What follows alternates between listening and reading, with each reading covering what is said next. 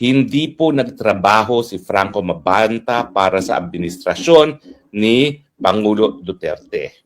Totoo po, may mga larawan siya kasama ni Pangulong Duterte, may mga larawan siya na kasama ko.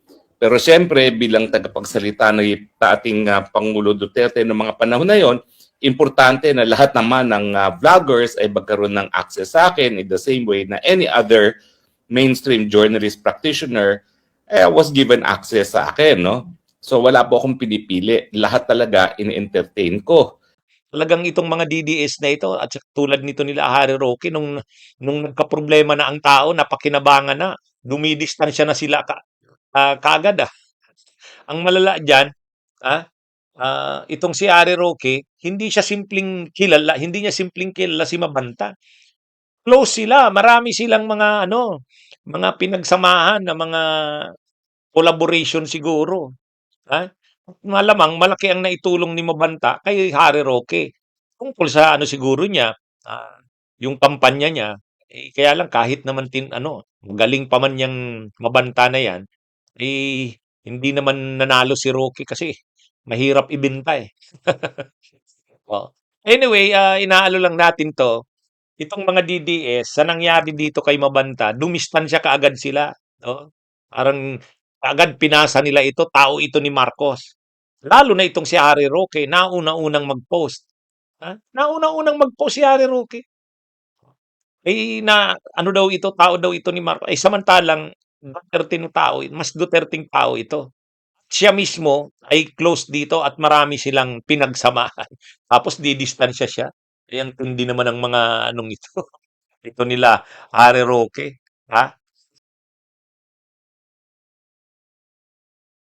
Itong si Franco Mabanta at saka si Harry Roque. Nang maaresto si Franco Mabanta, mga kabunyog, nang naaresto, si Harry Roque kaagad-agad nag-post. Kaagad-agad nag-post si Harry Roque. Sabi ni Harry Roque, kumbaga inugnay niya kaagad itong si Franco Mabanta kay PBBM. Best daw yan, kilala daw yan ni PBBM, tao daw yan ni PBBM, tao yan ng Marcos. So, yung kaagad yung post ni Harry Roque. Yung pala mga kabunyog, hindi lang DDS itong si Mabanta. Mahigpit ang ugnayan niya kay Harry Roque. Napakaraming pictures nakasama siya ni Harry Roque. Mayroong talk show, ay mayroong anong tawag diyan?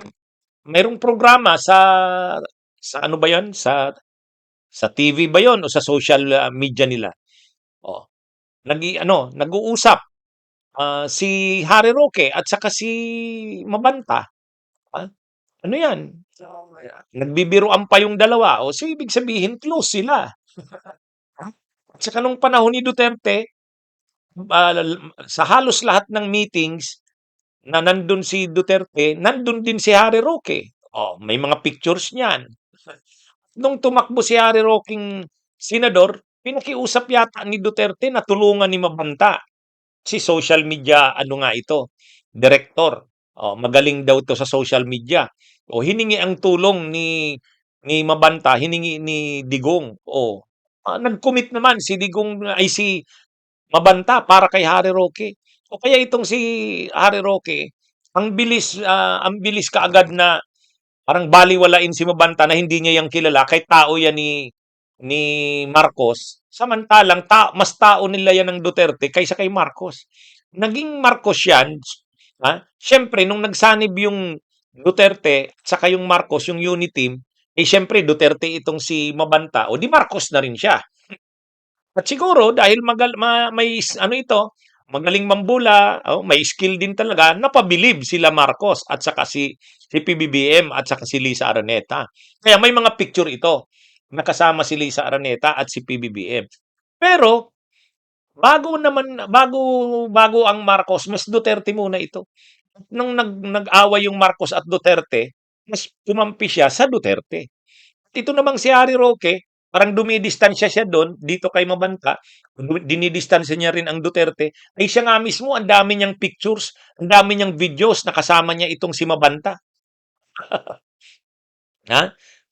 Parang ano siya dito, tuwang ano nga siya, masayang-masaya siya, nakasama niya lagi itong si Mabanta eh.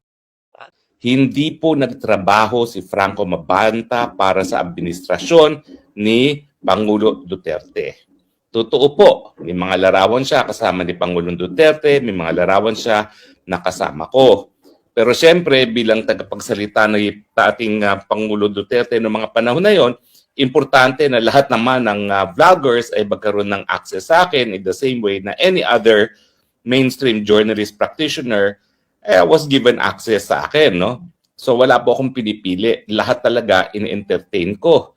Sabi ko nga sa iyo, yung number one kritiko sa palasyo, Pia Ranarata, pinaglaban ko pa siya nung lumabas ang order na binaban siya sa Malacanang dahil ang aking sinabi naman, wala naman tanong o pula si Pia Ranada na hindi ko nasasagot, no? So bakit nyo paalisin niya sa newsroom ko? Ako naman ang may newsroom. Ako yung dapat magreklamo, no? At wala akong kahit sinong pinaalis sa newsroom, no?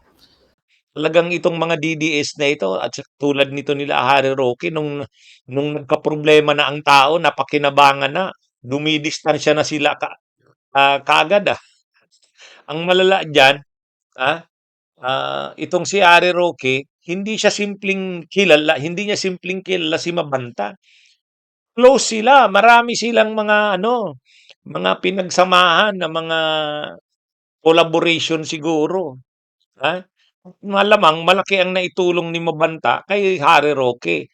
Tungkol sa ano siguro niya, yung kampanya niya, kaya lang kahit naman magaling pa man yang Mabanta na yan, hindi naman nanalo si Roque kasi mahirap ibenta eh.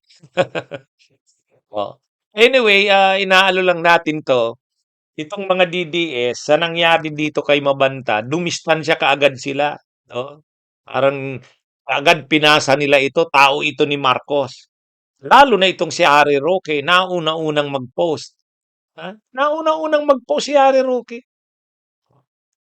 Na ano daw ito, tao daw ito ni Marcos. Samantalang Duterte no tao, mas Duterteng tao ito. Siya mismo ay close dito at marami silang pinagsamahan. Tapos didistansya siya.